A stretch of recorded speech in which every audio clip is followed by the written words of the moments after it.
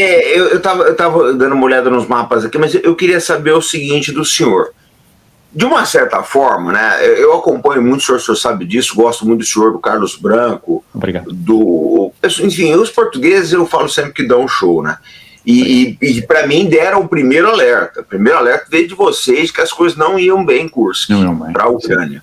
Sim. Primeiro alerta. Estava uma euforia muito grande na imprensa, a gente lembra daquela euforia. Eu falei, olha, gente, vamos devagar, que eu sou muito cauteloso para as análises. Né? Depois eu comecei a ver as opiniões de vocês, falei, eu acho que... E comecei a concordar, falei, eu acho que as coisas não estão muito bem para Kursk, não.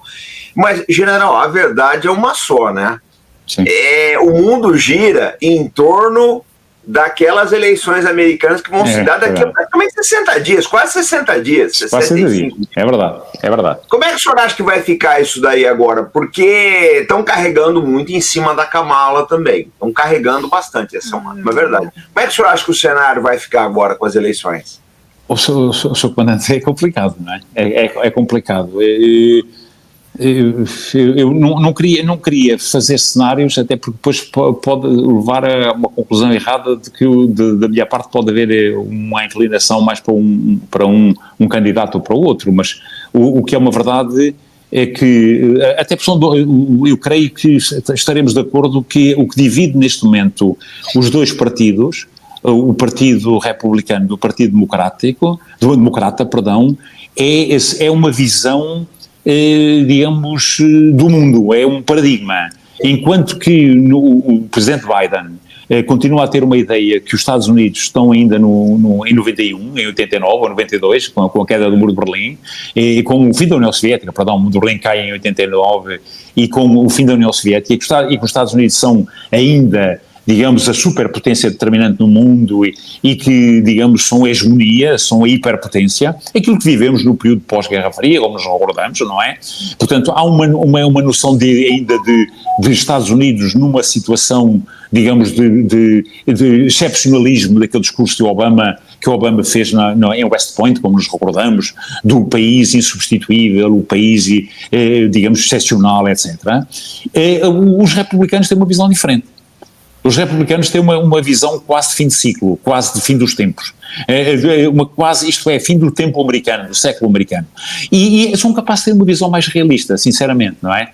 E isso levou um pouco a duas personalidades relevantes, Kennedy, por exemplo, Robert Kennedy Júnior, passasse para o lado republicano.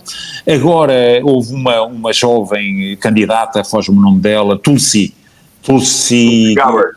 Isso, é uma mulher muito, digamos, determinada, democrata também, uma mulher que se passou para o lado do republicano também. Portanto, porque no mínimo nós, em relação à Ucrânia, isso ainda agora à questão que o Sr. Comandante colocou, nós sabemos o que é que contamos da parte republicana, portanto, o DG Vance disse-o, a Ucrânia é um problema europeu.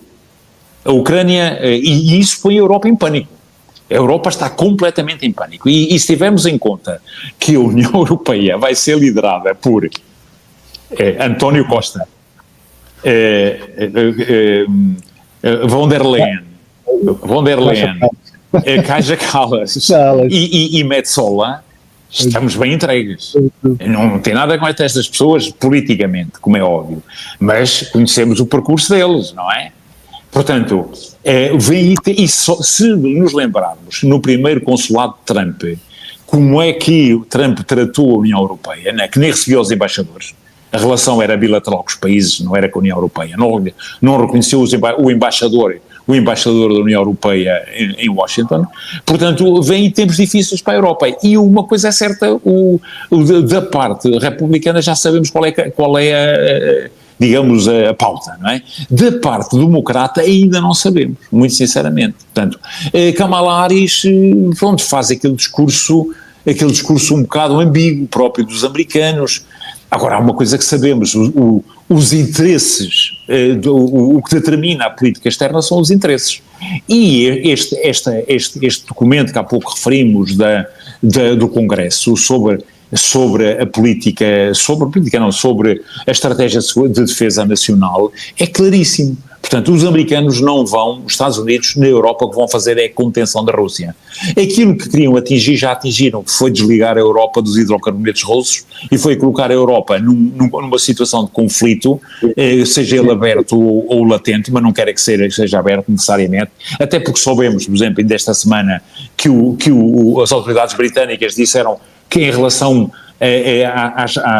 aos objetivos de Zelensky, já lá podemos ir, que os ingleses disseram, pois nós autorizamos a utilização do Storm Shadow, só que não podemos porque a utilização do Storm Shadow está dependente de sistemas norte-americanos, nomeadamente o sistema de constelação de satélites, o sistema de computadores, etc. E se os americanos não autorizarem, nós não os podemos, a Ucrânia não os pode utilizar. E sabemos que os Estados Unidos não permitem a utilização de Storm Shadow, de Atacams, etc., porque não estão minimamente interessados em ter uma guerra na Europa. Não querem, não vão ter, os objetivos, o objetivo político, e aqui para concluir o raciocínio, os objetivos norte-americanos não têm nada a ver com os objetivos ucranianos. O objetivo ucraniano já sabemos que é repor a integridade territorial do país às fronteiras de 91, o objetivo político norte-americano, aliás que se depreende perfeitamente das declarações de Biden, era a desagregação da Federação Russa, acontecer à Federação Russa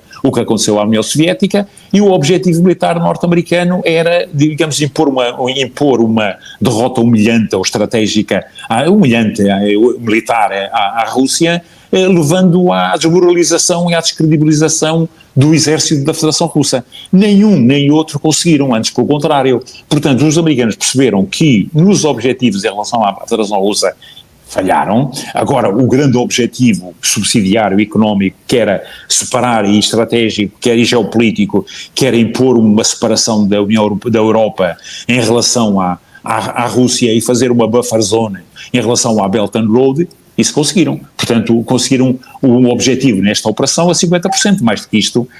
Os americanos são realistas e naturalmente, digamos, vão lançar Zelensky para debaixo do autocarro.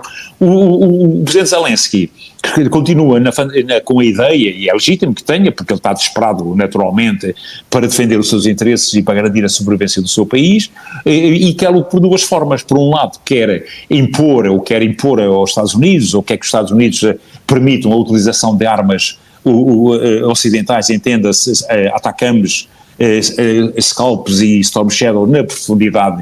Não é que isso seja importante, porque ele ainda hoje utilizou drones com os mesmos efeitos. É que a utilização das armas de longo alcance implica a intervenção de técnicos e de ocidentais. Na prática é pôr a NATO na guerra. O outro objetivo de Zelensky, que também nenhum país alinha, é que os países da NATO limítrofes ou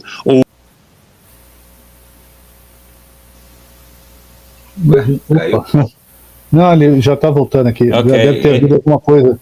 Sim, deu aqui uma quebra qualquer. E os drones russos, nenhum país alinhou nisso. Portanto, em boa verdade, dificilmente, digamos, o Zelensky consegue arrastar a NATO, porque os Estados Unidos não estão para aí virados minimamente, até porque sabem que não têm capacidade, não é? E porque a guerra mudou de tal maneira que os próprios Estados Unidos têm que repensar a guerra.